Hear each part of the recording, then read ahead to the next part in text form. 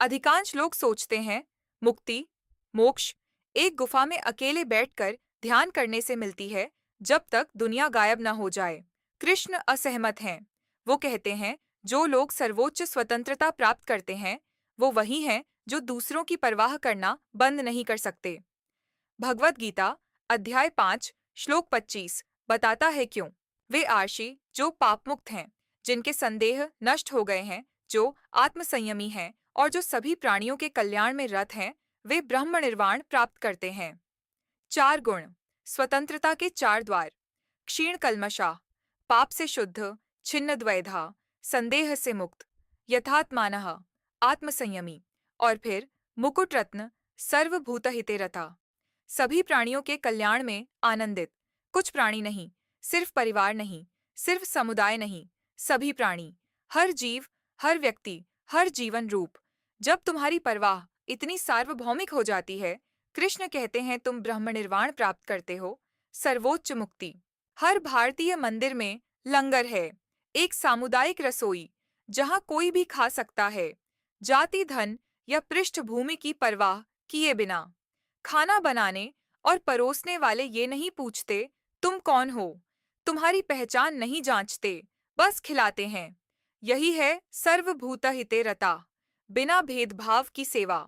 कोई ऐसा पेड़ लगाता है जिसकी छाया में वो कभी नहीं बैठेगा, उसे सींचता है, रक्षा करता है, पालता है, जानते हुए कि लाभ उसके लिए नहीं बल्कि उन पीढ़ियों के लिए है जिनसे वो कभी नहीं मिलेगा। वो निस्वार्थता सेवा अपने उच्चतम रूप में है, अहंकार समीकरण में प्रवेश ही नहीं करता। एक डॉक्टर जो शहर में करोड़ों कमा सकता था, एक दूरदराज गांव चुनता है। क्यों? क्योंकि सर्वभूतहिते रता, उसे आनंद तनख्वाह में नहीं बल्कि उपचार में मिलता है। उसकी अपनी मुक्ति दूसरों को पीड़ा से मुक्त करने से आती है।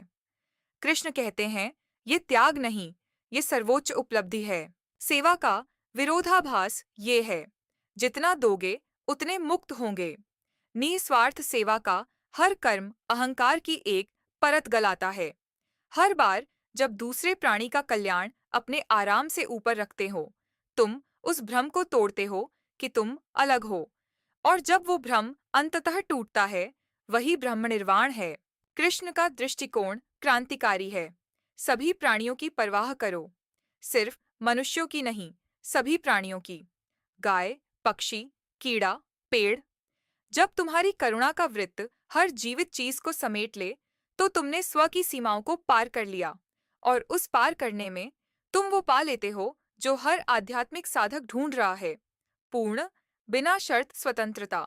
सबकी सेवा करो, सबकी परवाह करो, और वो स्वतंत्रता पाओ जो कोई गुफा, कोई अनुष्ठान और अकेले ध्यान नहीं दे सकता।